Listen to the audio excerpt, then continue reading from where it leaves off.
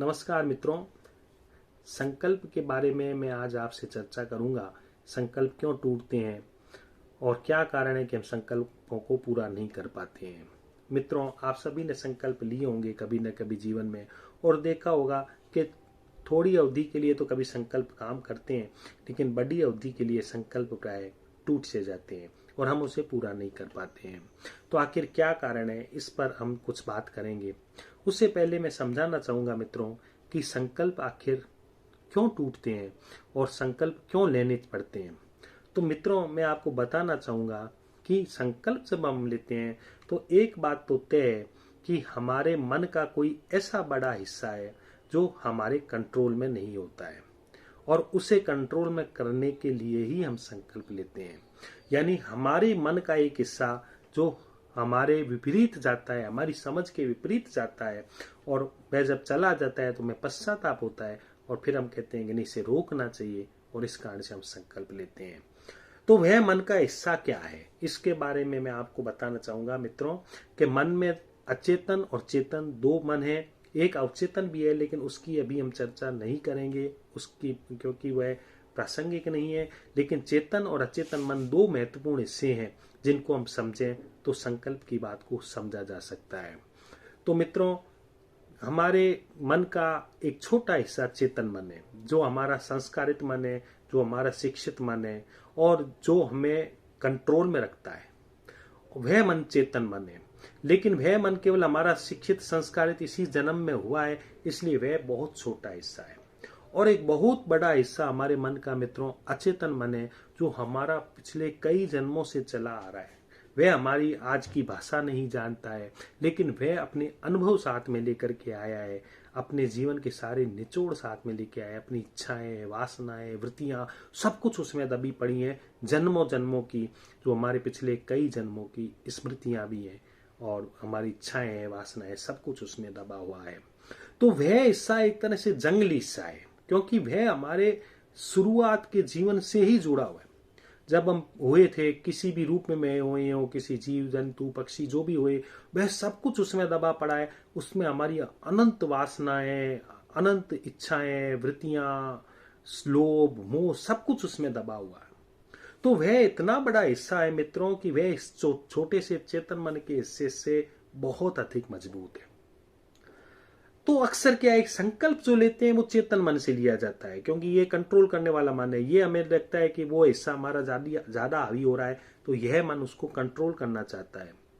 तो यह मन अपने आप में, इसकी सीमाएं, इसकी इतनी शक्तियां नहीं है जितनी अचेतन मन की है। तो यह जब निर्णय लेता है तो वह इतना मजबूत निर्णय नहीं होता है उस अचेतन मन से, जो हमारे गहरे संस्कारों, गहरे जीवन की पुराने अनुभवों से दबा पड़ा है। तब क्या होता है कि वह जब तक चेतन मन अपने रूप में होश में है, जब तक चेतन मन को याद है, तब तक तो वह कंट्रोल कर लेता है, क्योंकि वह कंट्रोलर है। वह एक तरह से सारी चीजों को कंट्रोल करता है। तो वह, उसको जब तक ध्यान रहता है तब तक तो वह कंट्रोल कर लेता है। लेकिन जैसे ही उसका ध्यान कहीं और चला जाता है या उसका ध्यान हट जाता है, वह अचेतन मन पुनः हावी होने लगता है और वह इतना शक्तिशाली होता है कि वह जब हावी होता है तब चेतन मन अपने आप को होश में नहीं ला पाता है, तब तक वह बहुत से कार्य कर बैठता है। तो यह असली बात है कि संकल्प क्यों टूटते हैं, क्योंकि संकल्प चेतन मन लेता है जो इतना शक्तिशाली नहीं है, लेकिन जो बहुत मजबूत अचेतन मन है, वह हमारे जीवन में संकल्प के विरुद्ध जो चीजें हैं उस पर काम करता है। तो अब हम आते हैं फिर क्या किया जाए। यदि वह इतना मजबूत है तो उसको कैसे हराया जा सकता है। मित्रों, किसी भी सेना में अगर 1000 लोग हैं और उसको 10 लोग हराना चाहते हैं, तो 10 लोग 1000 लोगों को नहीं हरा सकते हैं। लेकिन 10 लोग 1000 लोगों को तब हरा सकते हैं कि उनको, यदि 1000 लोगों को आप 5-5 में बांट दें और बार बार 10 आदमी उन 5-5 से अलग अलग लड़ें, तो वे 1000 लोगों को हरा सकते हैं। तो संकल्प के द्वारा हम अचेतन मन को तब हरा सकते हैं जब हम संकल्प की जितनी हमारी सामर्थ्य है, उस सामर्थ्य के आधार पर अचेतन मन से लड़ें। अब जैसे मान लो आपने तय कर लिया कि मैं 1 महीने तक उपवास में रहूंगा, तो यह संकल्प आपने बड़ा ले लिया। हो सकता है आपका मन एक दिन पहले दिन ही इच्छाओं की पूर्ति के लिए लग जाए और धीरे धीरे शाम होने तक या अगले दिन तक आप क्या है कि व्रत को तोड़ दें। क्यों? क्योंकि संकल्प चेतन मन ने इतना बड़ा ले लिया, जितना वो होश में नहीं रह सकता है, जितना वो कंट्रोल नहीं कर सकता है। तो चेतन मन की सीमाओं को जाने। चेतन मन की सीमाएं हमारी जितनी सीमित हैं, हमें संकल्प भी उतनी ही मात्रा में लेने चाहिए। यदि आप 1 घंटे का संकल्प लेकर के आप सफल हो सकते हैं, तो आप 1 घंटे से संकल्प की शुरुआत कीजिए कि 1 घंटे तक मुझे कुछ भी नहीं खाना है, 1 घंटे तक मुझे किसी तरह से बात नहीं करनी है, मौन रहना है। यानी आपने चेतन मन के जितना कंट्रोलिंग की आपकी सामर्थ्य है, उसको जान करके आपने संकल्प लिया और उस सीमा में आप अचेतन मन के उस टुकड़े से ही, उतनी ही अवधि के टुकड़े से लड़ रहे हैं।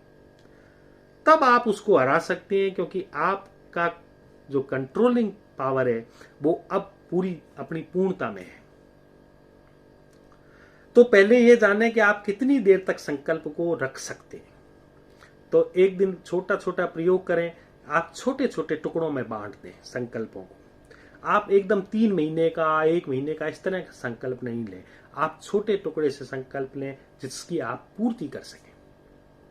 तो पूर्ति आप जितने की कर सकेंगे और जैसे ही आप उसमें विजी होंगे, उस अचेतन मन को आप हरा देंगे, तो चेतन मन आपका एक आत्मविश्वास से भर जाएगा और वह मजबूत होगा। फिर वह और अधिक संकल्प लेगा। फिर अचेतन मन के और हिस्से को हराना है, फिर धीरे धीरे और हम मजबूत होंगे। ऐसे छोटे छोटे टुकड़ों के साथ अगर संकल्प लिया कि मुझे 1 घंटे नहीं बोलना है, इसको आप पूरा कर सकते हैं।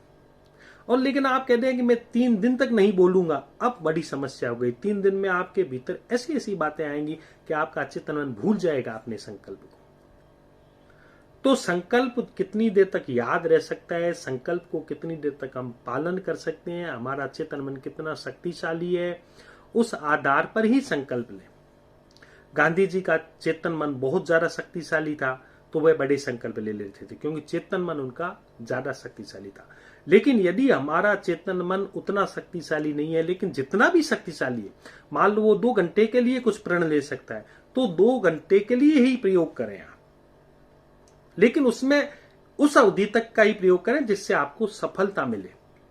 और जैसे जैसे आपको चेतन मन के संकल्पों की सफलता मिलने लगेगी, तो वह आपका मन का वह हिस्सा ज्यादा मजबूत होने लगेगा और अचेतन मन के उस हिस्से को काटने लगेगा जो अचेतन मन का हिस्सा आपके विपरीत काम करता था। और ऐसे धीरे धीरे अचेतन मन के कुछ कुछ हिस्से कटते जाएंगे, तो धीरे धीरे अचेतन मन का जो अधिकांश हिस्सा है वो कटने लगेगा, चेतन मन का हिस्सा मजबूत होने लगेगा। तो यह संकल्पों का एक मुख्य बात है जो मैंने आपको बताई है। उसके अलावा छोटी छोटी बातें और हैं मित्रों के संकल्प लेना हो तो कब लेना चाहिए।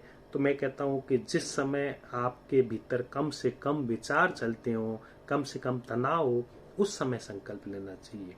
संकल्प हमेशा शांत मन की स्थिति में होना चाहिए, क्योंकि वो गहरा जाता है। जितना शांत मन में संकल्प होगा वह गहरा जाएगा। इसलिए ही संकल्पों के लिए सुबह का समय ज्यादा सही रहता है कि सुबह जब आप प्रातःकाल उठते हैं तो ध्यान इत्यादि करने से पूर्व 5 या 10 मिनट आप संकल्प ले लें, वह ज्यादा काम करेगा, क्योंकि फ्रेश दिमाग होता है। दूसरा, सांस के साथ संकल्प लें, गहरी सांसों के साथ संकल्प लें, क्योंकि सांस जितनी गहरी जाएगी वह संकल्प भी सांस के साथ हमारे भीतर जाएगा।